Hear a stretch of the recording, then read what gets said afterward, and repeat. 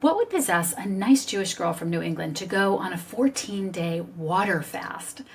I'm Abby Haverman, host of the Intuition Incubator and the Monday Muse. In this Monday Muse series, I will share what was revealed to me by fasting, not just from food, but from all my vices for 2 weeks. What I learned about myself and maybe even what I learned about life. Thanks for coming along. Here we go. In this episode, I'm going to share how I saw a self-sabotaging pattern at lightning speed during my 14-day water fast. Now, listen to this episode to the end because this story has a lot of different parts to it. And if you are interested in creating your life the way that you see fit, you're going to want to hear all of the nuances. So let me just say first that many of us know that your inner world creates your outer world, meaning what's happening inside of you is what is going to be reflected back to you in your external life. And knowing this intellectually is one thing. Experiencing it the way that I experienced it is totally another. So if this is new to you, just know that when you look around your life and you look at all the different categories of your life, relationship, finance, work, all the things that you do, spirituality, if things are not lining up to the way that you like them and you're not happy in certain areas, there's something that's going on in your inner world that is mirroring that. And that's why you're drawing these things to you. And again, I know that, right? I mean, I know it with my mind, but understanding it at a deeper bodily level is a different experience. So I want to tell you a story that just was crazy from what happened during this fast. And like I said, listen to the whole story because people want to make judgments before you get to the end. So this was during the refeed, and the refeed, as I've mentioned, is a very slow process. So I fasted for 2 weeks, 2 weeks of water fasting, and then the refeed was 1 week long. And the first 3 or 4 days of that is really not even solid foods. It was probably day 4. I had 1 day left, or day 3, 1 day left before I could have a solid food. And that night, I had my broth, I had my yogurt, whatever I was able to have, and I grabbed a handful of peanuts and I ate them, and they were so good. But I reported, this is what I had yesterday, and this happened. And so on the group call, the person who's running the fast checks in with all of us and checks our vitals and all of these things, and then responds to questions that we have or anything we've written. And so in the middle of this, she said, you had a handful of peanuts. And I said, yeah. And she goes, Abby. And she is not a very confronting person. She's kind of like a very gentle, kind, loving person. And I'm just sitting there. There's the whole screen. I'm looking at all of the faces on the screen. And she says, do you have any idea? Like, what were you doing? That's one of the worst things you could have. First of all, it's a lectin. What were you thinking? You just spent 2 weeks cleaning out your system. And in the moment, I had this moment of what Gurdjieff would call divided attention, where I was very aware of what was happening inside me, but I was not reacting. I was kind of watching what she was doing because I understood, like, yeah, that wasn't a great idea, you know? And I said, well, tomorrow's a new day. And the rest of the call went on. And that was the first day that I was allowed to drive. And so I was driving to go get a massage. And as I'm driving down the road to get out of my neighborhood, the thought occurs to me like, well, that was a public shaming. And the next thought was, this is something I'm very used to, public shamings. I mean, I could go on about how many, I've often said that, you know, I thought I was a witch burned at the stake in a previous life because there's been so many experiences where it feels like I'm being publicly shamed and someone's calling me out for whatever they think is right or wrong. And sometimes I agree it's right. Sometimes I don't, whatever. Anyway, the point is I'm constantly feeling that way. And many, for so long, when you feel like you're publicly shamed, for example, the victim mentality would be, of course, the thing that would want to come up next.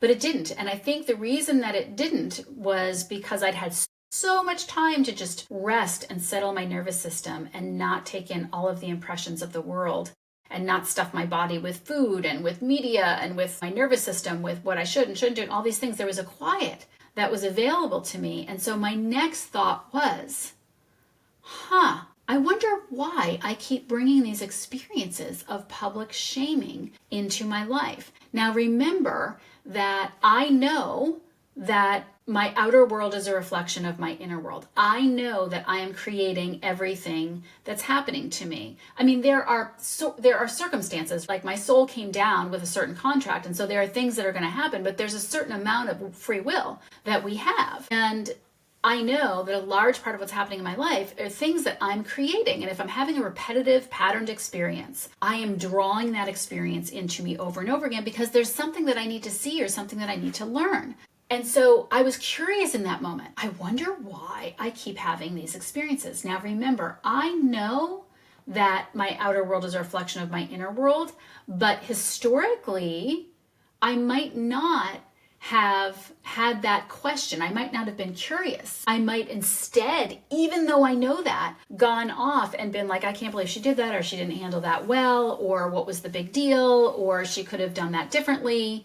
This was embarrassing. That would be a massive, sophisticated sleepwalk if I know that I am creating my life. And how many times do we do that? How many times do we blame or deflect instead of looking at and taking full responsibility for whatever's happening in our lives? So that was the next thought. I wonder why I keep bringing this experience in my life, my whole life. And the very next thought, I guess because I was open enough to saying that, the very next thought was, oh my God, this was probably my most admirable self-sabotage yet. Like, this was epic. I literally did not eat.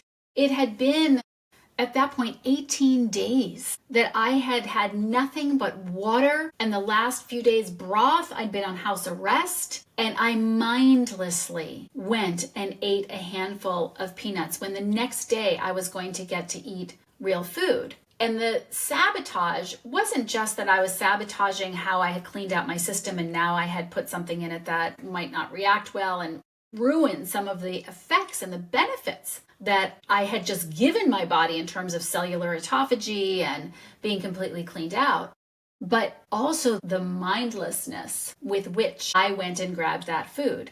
And of course, that dropped right into my consciousness, like, yeah, that's what I do every night. That's what I always do. I mindlessly eat food. And I've talked about this before. I eat my emotions. I eat my feelings. And so it was an awareness like, holy cow, that is epic. And I mean, I was entertained by it, by watching this and curious about like, wow, yes, I am the one that is bringing these circumstances to me. I am the one. I remember when I was arrested, my father came out right after I had gotten out of jail. And this story, if you haven't heard it, is in my TED Talk, but I was bogusly arrested for domestic violence. And it was outrageously humiliating because I was a couples therapist at the time. And my father came out, and I remember I was driving him to the airport, and I was already really irritated with him because he had booked a flight at 4 a.m. I had a 2-year-old at the time. I had to wake him up and bring him with, and it was the whole thing. So I was kind of irritated. Plus, I was just a nervous wreck at the time anyway. And I remember him telling me,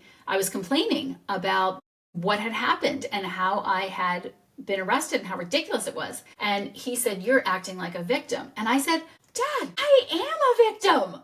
That was the point." And for years, I really believed that. But no, what is the truth? The truth is, if and only if I want to be in control of my life, and I want to claim power, and I want to be empowered, and I want to create my life the way I want it, if and only if that's true, which it happens to be in my case, then it doesn't matter what happens. Now, it doesn't mean that I don't have to be enraged. It doesn't mean that I don't have to be disappointed. It doesn't mean that I don't have to go through the emotions that are associated when things happen in my life. But at the end of the day, the buck stops with me. And at the end of the day, there's always something that I can find responsibility for. And at the end of the day, energetically, no matter what, I have drawn an experience to me so that I could learn a lesson. So here I was, and I just saw, holy cow, what a self-sabotage. And curious, what other ways am I self-sabotaging that I intellectually see but don't actually really see? Now, the reason that I wanted you to listen to the end of this video was because when I share this story with a lot of people, including people in my family and many people on this journey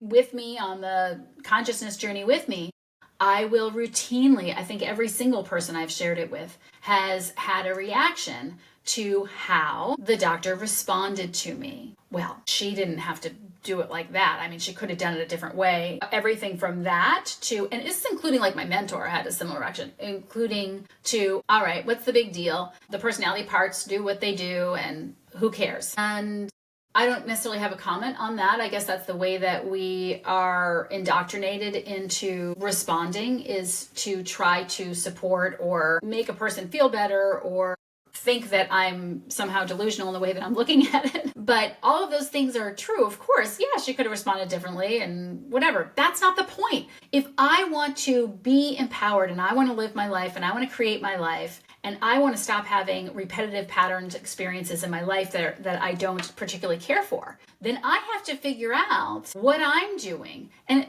I shouldn't even say figure out, because that's something you do with your mind. I have to at least be able to recognize and sit with, this is interesting. I wonder why I keep doing this. I wonder what it is. And I don't even have to know why, but just the awareness of, oh, wow, here it is again. And so the next day on the call, which was my last call, nobody said anything. She never said anything. It was sort of like this elephant that was in the room. And they do this thing at the end where, it's your last day and everybody who's still going to be there, it's going to fill you up. And then I had an opportunity to share what the fast had meant to me. And I said, right up until the last day, I was learning lessons. And when you said that to me, this is what happened for me. I immediately felt like it was later, I felt like, well, that's interesting as a public shaming. I didn't feel the sting of it because I wasn't in a heightened nervous system, but I still felt like, oh, it's public. And then the next question was, I wonder why I do that to me. And the next question, I wonder why I keep drawing those experiences into me. And then the next question, or not a question, but the next awareness was like, oh my God, I totally self-sabotaged, which she knew, but it wasn't landing with me. It wasn't landing like, do you see what you have done? And yes, it's not a big deal. Sure, like in the scheme of life, no, of course, it's not a big deal. That's not the point I'm trying to make. The point I'm making is that I am someone who, as I've said before, is trying to relentlessly emerge. I want to find the places where I'm sabotaging myself. I want to wake up from my sophisticated sleepwalk. I want to be the creator of my life. I mean, I am the creator of my life, but I want to create like the most amazing life I possibly can create. And so that means that I have to be taking responsibility for whatever's showing up in my life. So if your reaction when you're listening to this was, well, oh my God, that was obnoxious, or that wasn't very professional, or it could have been done this way or that way, or, Abby is over taking too much responsibility for this, or what's the really big deal? Think about the areas of your life where you are defending or justifying or explaining or fluffing off something that could actually be showing up for you as a massive lesson, a massive aha, that if you're able to see it, you can push through something, a block that maybe has been in your way that you didn't even know about. And it's the block to greater abundance and greater success and greater love and greater happiness. If you enjoyed this video, please share it. Please give a review or like. Your support is so meaningful to me, and it's the only way that this podcast reaches more ears. Have a great day, and I'll see you next time.